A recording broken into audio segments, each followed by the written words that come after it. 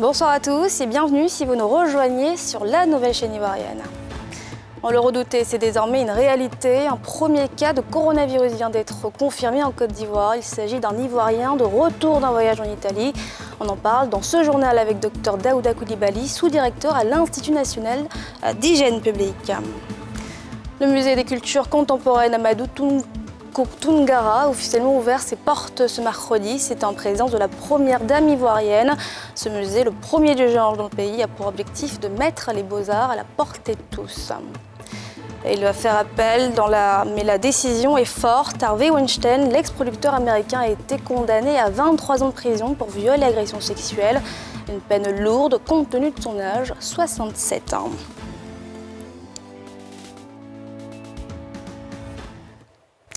C'était la nouvelle qu'on redoutait depuis l'apparition du coronavirus en Afrique subsaharienne. La Côte d'Ivoire a désormais sur son territoire un premier cas de coronavirus. Il s'agit d'un Ivoirien de retour d'Italie, deuxième pays le plus touché par l'épidémie après Wuhan en Chine. Les autorités ont décidé de communiquer immédiatement et prendre les choses très au sérieux. Un point de presse d'urgence a eu lieu ce mercredi au ministère de la Santé. L'épidémie du Covid-19 qui est désormais une pandémie selon l'OMS. Pierre Dipomela.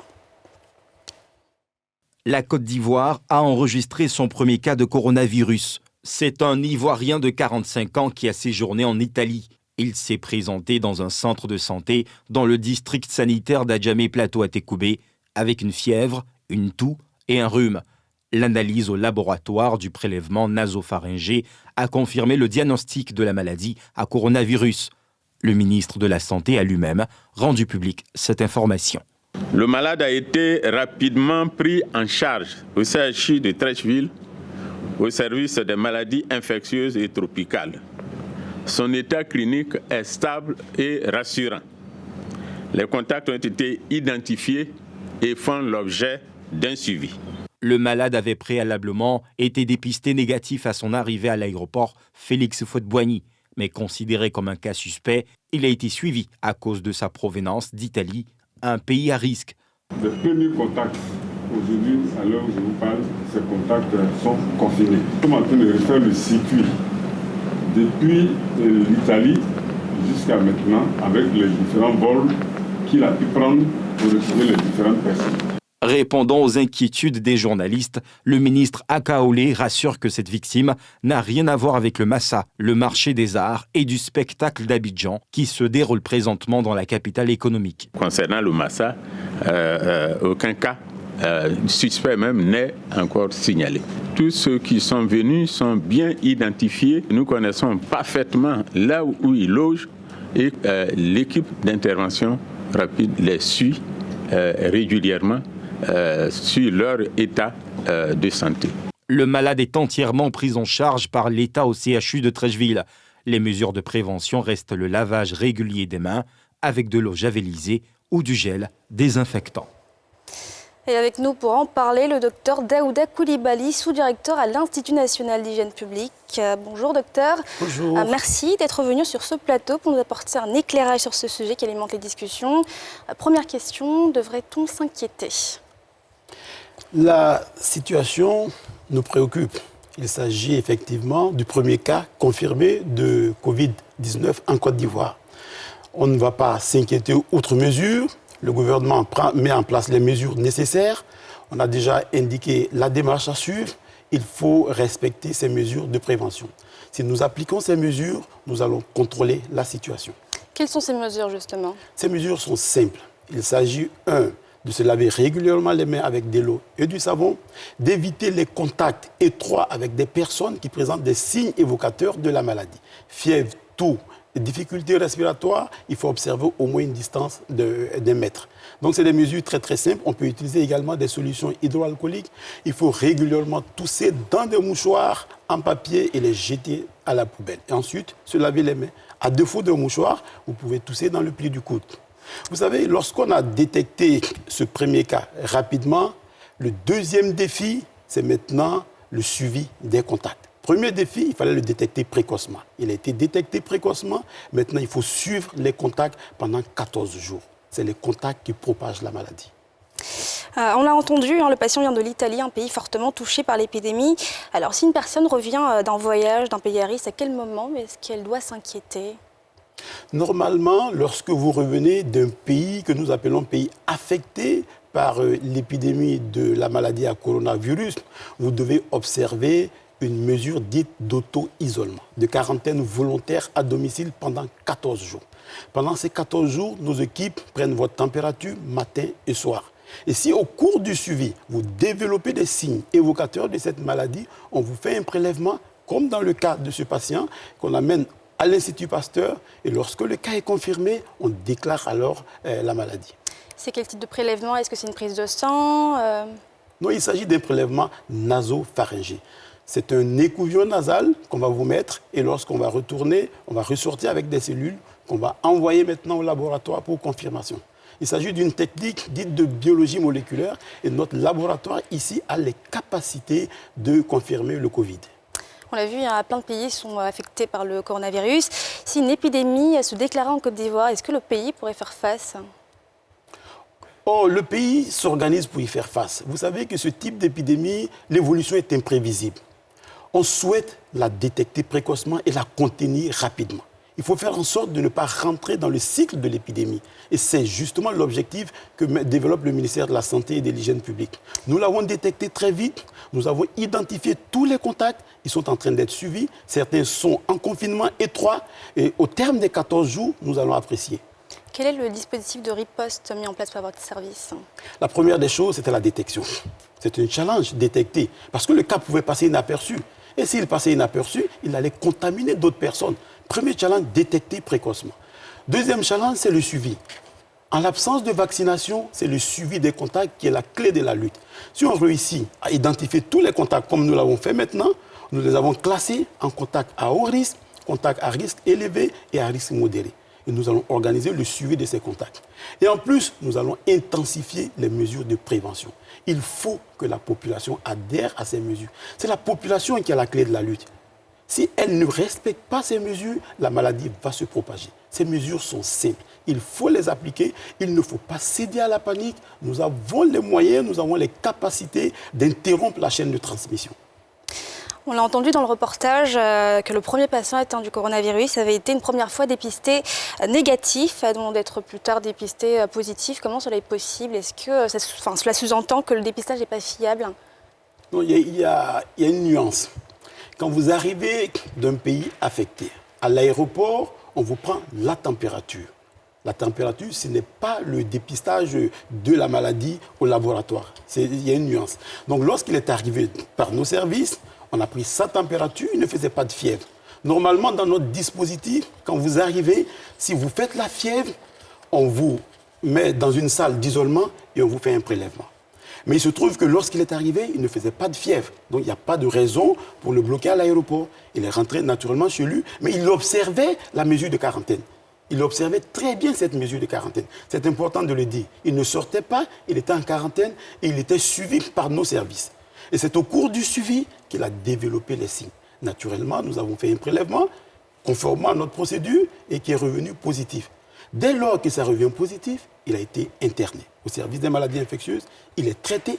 Son état ne suscite aucune inquiétude. Il va bien, il s'améliore. Maintenant, quels sont ceux qui étaient en contact avec lui? Comment les gérer pour rompre la chaîne de transmission? Ils sont au nombre de combien, ceux qui sont en quarantaine là, en ce moment? Une centaine. Une centaine, mais il faut distinguer les contacts. Une centaine, enfin les cas suspects, vous voulez dire? Non. Nous appelons contacts, quand je dis une centaine, il y a ceux qui étaient avec lui dans l'avion, qui sont déjà plus de 90. Voilà. Mais sinon, les contacts rapprochés, étroits, sa famille proche, ils sont 8. Donc, ils sont en quarantaine, les 8 personnes. Ils suivent très bien la quarantaine. Nous leur avons rendu visite ce matin, et cet après-midi. Demain également, matin et soir, ils sont suivis. Et au cours du suivi, on va apprécier. Il y a d'autres personnes qui étaient dans le même vol que lui, qu'on appelle régulièrement au téléphone. Dès ce matin, on a commencé à les appeler. C'est vrai qu'ils peuvent penser, ils peuvent céder à la panique, mais nous leur avons dit non, ne cédez pas à la panique. Ce n'est pas parce que vous étiez dans l'avion avec lui que vous allez forcément développer la maladie. Respectons le suivi ensemble et nous allons nous en sortir. On va terminer sur cette note. Respectons les mesures d'hygiène, en tout cas. Merci beaucoup, Dr Daouda Coulibaly. On rappelle que vous êtes sous-directeur à l'Institut national d'hygiène publique. Je vais peut-être ajouter que la mesure efficace de lutte, c'est appliquer moi-même les mesures et faire appliquer par mon entourage. Très bien, merci beaucoup. C'est le jour J, le musée des cultures contemporaines Amadou Toungara, officiellement ouvert ses portes ce mercredi dans la commune d'Abobo. C'est en présence de la première dame ivoirienne et de nombreuses personnalités politiques. C'est l'un des rares dans le pays conçu et réalisé pour accueillir et promouvoir l'art africain. Salif Yadeko et Mathurin Balé. C'est officiel. Le premier musée contemporain de la Côte d'Ivoire a ouvert ses portes ce mercredi. Il est logé dans la commune d'Abobo au nord de la capitale économique ivoirienne, Abidjan. Un homme en est le porteur, l'actuel médiateur de la République, Adama Toungara, ancien magistrat de la commune, mécène des arts et de la culture. D'un rêve familial à l'aboutissement de ce chef-d'œuvre architectural piloté par Issia Diabaté. Que de chemin parcouru. Un musée, c'est un point de rencontre et d'échange, une mise en partage des expériences et de connaissances. Or, à l'image de la Côte d'Ivoire, et avec plus d'évidence ici qu'ailleurs, la commune d'Abobo est une terre de rencontres et de dialogues de culture. Comme vous le savez, l'univers professionnel de mon père Adama Toungara, c'est le pétrole, l'énergie et les mines. Toutefois, lors des rencontres qu'il a eues avec des artistes et des faiseurs de culture, l'ont convaincu qu'il porte des opportunités de créer un lien à l'intérieur des communautés et entre elles. Pour la séance inaugurale du musée des cultures contemporaines, Adama Toungara d'Abobo, l'exposition de droit marocain « Prête-moi ton rêve » s'y est installée. Ce, pour 3 mois. Le commissaire de cette exposition, par ailleurs, président du conseil artistique du musée, en donne des détails. Trop souvent, les trajectoires d'artistes relevant de l'Afrique se sont construites au fil d'expositions à Berlin, à Paris, à Londres, à New York. Trop souvent, des expositions citant l'Afrique, des expositions convoquant l'Afrique, des expositions convoquant le continent sont restées ni vues ni connues en Afrique. Prête-moi ton rêve souhaite mettre en partage l'utopie d'une histoire de l'art écrite en Afrique par la conjonction des initiatives africaines dont le musée Adama Toungara. Le ministre de la Culture et de la Francophonie, pour sa part, a décoré l'initiateur du musée dans l'ordre du mérite culturel, saluant l'opportunité de cette entreprise. La première dame ivoirienne Dominique Ouattara, présidente fondatrice de Children of Africa, qui accorde une priorité à l'éducation des enfants, a quant à elle salué cette initiative qui jouera un rôle essentiel dans l'encadrement de la jeunesse. Je salue cette belle initiative de mon cher frère Adama Toungara et je le félicite pour avoir conçu et réalisé ce magnifique musée. Désormais, nos populations et surtout notre jeunesse disposent d'un beau musée doté d'une médiathèque et d'une bibliothèque pour mieux s'imprégner de nos œuvres culturelles. Je vous invite à le visiter fréquemment, de même qu'à initier nos enfants à la visite des musées afin de mieux connaître nos passés pour bien appréhender notre futur. Bâti sur plus de 3500 mètres carrés, le musée des cultures contemporaines d'Abobo comprend une grande salle d'exposition, un espace aménagé pour les spectacles vivants, une médiathèque, une bibliothèque, une salle de réservation et de conservation. Son inauguration intervient en marge du marché des arts et du spectacle africain qui se tient actuellement sur les bords de la lagune Ébriée. Le FPI Tendance Gbagbo qualifie de non-événement la décision du chef de l'État de se retirer de la course à la présidentielle. C'était lors d'un point de presse ce mercredi au siège du parti, une annonce qui vient contraster celle du FPI d'Afin Guessan qui saluait pour sa part cette décision. Willy Traoré, Éric Kimo. Conférence de presse ce mercredi matin du secrétaire général du Front populaire ivoirien, Assoadou, Tendance Laurent Gbagbo. Cette rencontre avec la presse tenue au siège du parti était une réponse au discours à la nation du président Ouattara devant les parlementaires le 5 mars dernier. Le chef de l'État avait en effet déclaré ne pas être candidat à la présidentielle du 31 octobre 2020. Pour Assoadou, entouré de partis invités dont le PDCI, cette annonce est un non-événement. Cette décision est un non-événement. M. Ouattara a décidé de transférer le pouvoir à une jeune génération. Il ne revient pas au chef de l'État de transmettre le pouvoir à une jeune génération parce que nous ne sommes pas dans un État monarchique. Cette décision appartient juridiquement aux électeurs ivoiriens. Le conférencier estime par ailleurs que le renoncement du président n'était pas un choix pour celui-ci, mais bien le résultat de la pression de l'ensemble des forces démocratiques d'opposition du pays. Assoa Adou se prononce également sur le processus d'obtention des nouvelles cartes nationales d'identité, dont il estime que l'acquisition aurait dû se faire à titre gracieux. Le Front populaire ivoirien est en ce moment convaincu que l'opération de production des cartes nationales d'identité biométrique en cours ne peut être achevée avant la tenue de l'élection présidentielle d'octobre 2020. C'est pourquoi le Front populaire ivoirien demande instamment à tous les Ivoiriens, à toutes les Ivoiriennes, d'envahir tous les centres d'enrôlement afin d'obtenir leur carte nationale d'identité pendant que nous nous battons ensemble pour obtenir sa gratuité. Au final, cette conférence de presse aura été l'occasion pour le secrétaire général du FPI, Tendance Gbagbo, de banaliser la décision de non-participation du président Alassane Ouattara à la présidentielle de cette année, mais aussi de peindre un bilan sombre des 9 ans de pouvoir de celui-ci. 23 ans de prison pour Harvey Weinstein. Le réalisateur américain avait été condamné pour viol et agression sexuelle. Il va faire appel, mais la décision est forte compte tenu de son âge, 67 ans. Yéli Traoré. Condamnation à 23 ans de prison de Harvey Weinstein. L'ex-producteur de cinéma a été jugé coupable de viol et d'agression sexuelle.